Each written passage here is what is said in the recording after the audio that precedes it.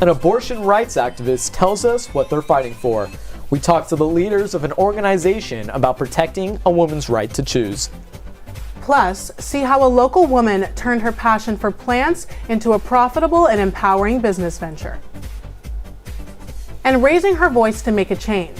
How one woman is using her skills to open up to the world of opera, a new generation of Black artists. See It Live starts now.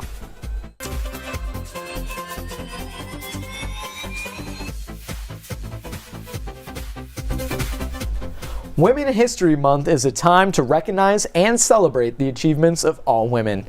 Good evening, I'm Vincent Demonte. And I'm Olivia Tyler. Over the last 50 years, anti-abortion groups have used state laws to get that decision overturned. We spoke to a reproductive rights activist to learn more about the significance of Roe v. Wade.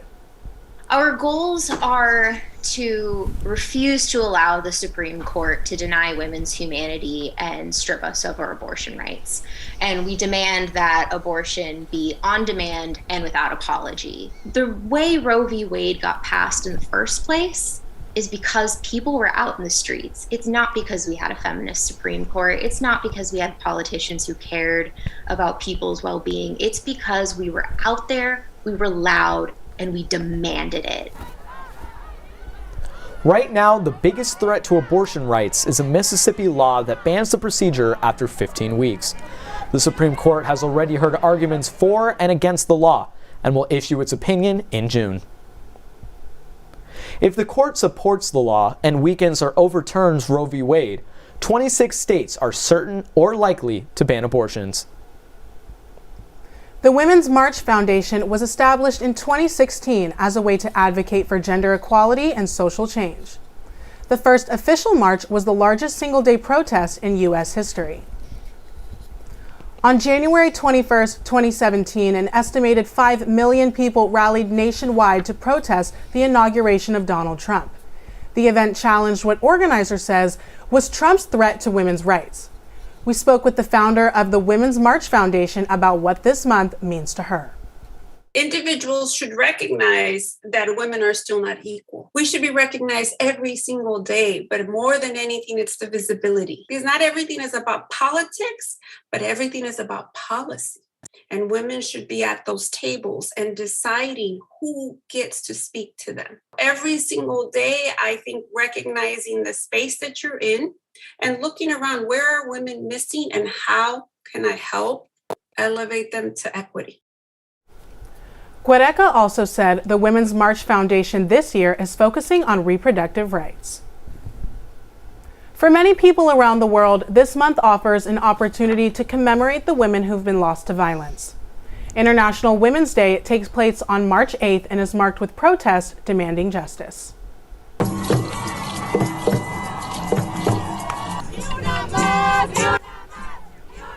In Mexico, for example, 10 women are killed every day. People there decorated themselves in green, purple, and white, the colors of the women's suffragist movement. Mexico city-based musician Carmen Maria worked for Vivir Quintana, the composer of Canción Sin Medio, a song about the shared experience of being a woman in an unsafe world.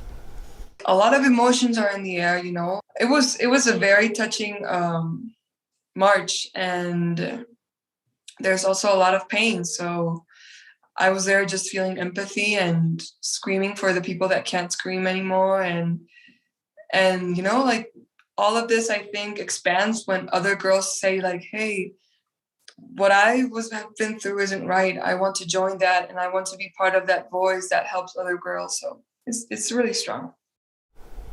Similar marches also took place in Europe and parts of Asia, suggesting there's still much change needed to guarantee women's safety and equal rights. A woman here in LA is building a company with some strong roots. Reporter Mariah Hill tells us more about what it takes to grow a business from the ground up. When hanging out in Eagle Rock near Glendale, you might run into Folia Collective. It's a business where you can find fresh plants and plant-themed jewelry. Danae Horse is the owner and grew the store from a small pop-up shop 6 years ago to what you see today. And it's challenging because there are think just perceptions that some of the men that have been in this industry for a long time have about me and about my qualifications or my capabilities because I'm a woman. That I'm really having to constantly be fighting against. The National Association of Women Business reports that 11 million businesses are owned by women. Nationally, women-owned businesses generate $1.7 trillion in sales, but there's still a lot more women needed. Even though there are more and more women in this field than there used to be, there's still oftentimes where I'll find myself at a meeting or at a convention, and I'm, one of the only women in the room. Hearst has advice for other women looking to start a business. Get as much experience as you can, then go in headstrong and be brave. For Annenberg Media, I'm Mariah Hill. Let's go live now to reporter Lupe Llerenas, who is at a woman-owned restaurant in Silver Lakes, started by 2 food writers and editors. That's right, Vincent. In the spirit of women empowerment, we are here at Botanica, which is owned by 2 food lovers, Emily Pfeiffer and Heather Sperling. And Botanica opened its doors in 2017 with the goal of nourishing hospitality and those around it, meaning that they use local produce to make vibrant food and food that makes you feel good. In fact, we currently have here a resident and a regular here at Botanica, Heather Andrews, with her daughter Tilly. Hello there. Thank you for joining us. So tell me, what is your favorite thing about coming here to Botanica? We love the food. It's healthy. It's delicious. We celebrate birthdays here. We have our date night here. It's fresh and healthy and also delicious. And is there a favorite dish that you like to get? You, Tilly? I like hummus. You like the hummus. What about you? I love the crackers and the halibut. Awesome. So we'll definitely take notes on that. Thank you so much for joining us. The store is great too. You can get all kinds of goodies to bring home. Oh, that's awesome. Good to know. Well, thank you so much. Enjoy your dinner. Thank you. Well, there you heard that. And then also I'd like to say that Botanica is having a drive until Sunday called Regarding Her, where they've teamed up with local LA women restaurant in the city, and it's all to uplift the community, women of color, and the LGBTQ plus community. They also have they're open Wednesday through Sunday, and you can catch them here throughout those days. So with that, I'm sending it back to you. For Annenberg Media, I'm Lupe Llerenas. Women in the U.S. may be owning more businesses, but they continue to be paid less than their male co-workers for doing the same job. The U.S. Labor Department reports women made 82 cents for every dollar a man made in 2020. This gap is even wider for Black women and women of color. While women have made progress in narrowing the wage gap since the 80s, disparities in education have caused Black and Hispanic women to fall behind in comparison to their white and Asian counterparts. If my choices are constrained by the attitudes of people who might be hiring and my perceptions of those attitudes, then is it really my choice? Or am I being constrained by society so I have a choice which is less free than somebody else might have? That in 2019, all California women lost out on $79 billion in pay. Every other woman who's underpaid is also missing out on substantial amounts of money that, had she been paid what she was worth and paid equitably, could make different decisions for herself and for her family. Now, companies who tweet their support for Women's History Month are getting called out on Twitter. A bot account called Pay Gap app is exposing gender pay gaps within those companies, showing the difference in median hourly pay between the genders. The people behind the account say they plan on exposing more detailed employer payroll data in the future. U.S. lawmakers have agreed to reauthorize the Violence Against Women Act, which expired in 2019. The act provides resources for victims of domestic violence and assault. The bill includes resources for LGBTQ survivors, funding for violence prevention programs, safe housing options for survivors, and services for minority women. The group Moms Demand Action have been outspoken about the importance of the Act's gun safety measures. Violence Against Women Act is it's something that is critical for survivors because without it, domestic abusers can get away with purchasing weapons that they should not have. So it's about keeping guns out of the hands of people who shouldn't have a gun. Just released like brand new data from the CDC indicates that 70 women every single month in America are killed in an intimate partner gun violence incident. We support the Second Amendment. We just also support common sense gun safety initiatives. The Act's renewal is included in an upcoming federal spending package. Former Fox News anchor Gretchen Carlson won her fight to ban forced arbitration by employers in cases of sexual harassment and assault. Reporter Alena Botros talked to Carlson about why the new law is so important. Gretchen Carlson could not sue Fox News for sexual harassment because her contract required arbitration. The deck is stacked against you from the beginning. And the worst part is that because it's a secret process, the perpetrator can remain anonymous.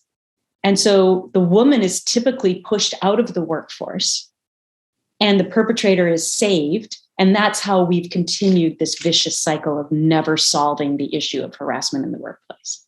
So she sued her perpetrator and won $20 million. Then she campaigned to outlaw all forced arbitration in cases like hers. Coming forward is never easy. I hope that I've made it easier for women to be believed, but you know, the number one thing my lawyer said to me is they're going to try to kill you. And they did. You know, women are just maligned. They're not believed. And I just finally decided that a career that I had killed myself for to get to the top after 30 years, that when they fired me, I just decided that if I don't come forward and finally say what's happening, who will? This is the first time in close to a century that the Federal Arbitration Act is being amended.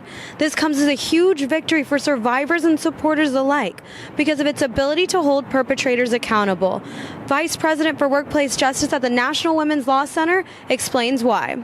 It provides more pathways and more leverage for individuals who are challenging harassment and assault by their employers, by ensuring that the full protections of the law and the processes set out in the law are truly available to them. And unfortunately, employers have been really successful in shutting off those avenues. The law President Biden just signed is retroactive, so forced arbitration clauses in cases of sexual misconduct will be voided in all existing employee contracts. For Annenberg Media, I'm Elena Botros. Women's History Month is an annual celebration commemorating the role of women in American history. The month is often marked with marches and women coming together to fight for equality. Women have been fighting for equal rights throughout history, from the right to vote to the right to choose. Around the world, women have taken to the streets, often resulting in a political or social movement. Celebrating women's history first started in Santa Rosa, California in 1978. In 1980, President Jimmy Carter declared the week of March 8th National Women's History Month. It became a month-long event in 1987 when Congress passed a resolution. Turning now to women in the arts, an American soprano opened up about her experiences as a Black woman in the world of opera. She shared her story with reporter Sydney Charles. Allison Cambridge started singing around the time she could talk. I grew up loving music. Started playing the piano when I was 4, dabbled in a few other instruments. My mother listened to opera a lot. And so I would impersonate the opera singers that I heard on the radio that she listened to, but I would do it as a joke. What started off as a joke led to a decorated career with performances at the Met, Carnegie Hall, and the Kennedy Center. But success has not shielded this opera singer from stereotypes. I was with this manager for quite some time.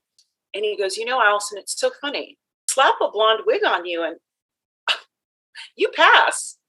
He meant it as a compliment. And I just remember feeling so conflicted, defeated.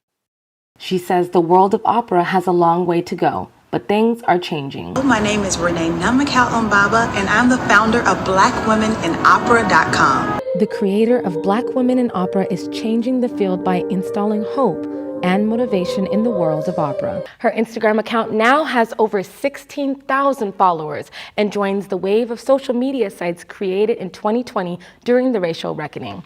But Allison Cambridge says it's not just about singers, it's also about the people who orchestrate behind the scenes. It starts with having administrators, heads of companies, artistic directors, conductors, who are aware of the issue and do not simply say, oh, I don't see color or I'm colorblind. No, very intentional casting to make sure that the people who are on stage represent the people in the audience, represent this world. She is now a producer and is the change she wants to see in the world of opera. Brandenburg Media, I'm Sydney Charles. Women's History Month is a chance to honor all the women who's paved the way. So See It Live wanted to know what this time meant to USC. We spoke to Trojans to learn about the women who inspired them the most. Ruth Bader Ginsburg, because I saw her documentary when I was littler, and then from there I just got a fascination. Kamala Harris, she's done a lot for women in politics, being the first female vice president. Beyonce, I've always loved her since I was a young age. My aunt, she's a lawyer in Puerto Rico. Probably my mom. She's been through a lot for sure, and she worked hard to get me and my brother where we are right now. My mother. My mom. I would say my mom. I would probably say my mom. I think I miss her a lot today. All right, so Olivia, who's the woman in your life that, inspires you the most? Vincent, luckily I've had a lot of women in my life, but I would have to say number one is my mom. She is definitely my superwoman. Yeah, definitely for me too. I think we're gonna have to agree with all of USC and with you, and talk to you right there, Mom. I'm really grateful for you too. Thanks for watching See It Live. From everyone at Annenberg Media, I'm Vincent Demonte. And I'm Olivia Tyler. For more coverage, watch and subscribe to our YouTube channel at youtube.com/Annenberg Media. Good night.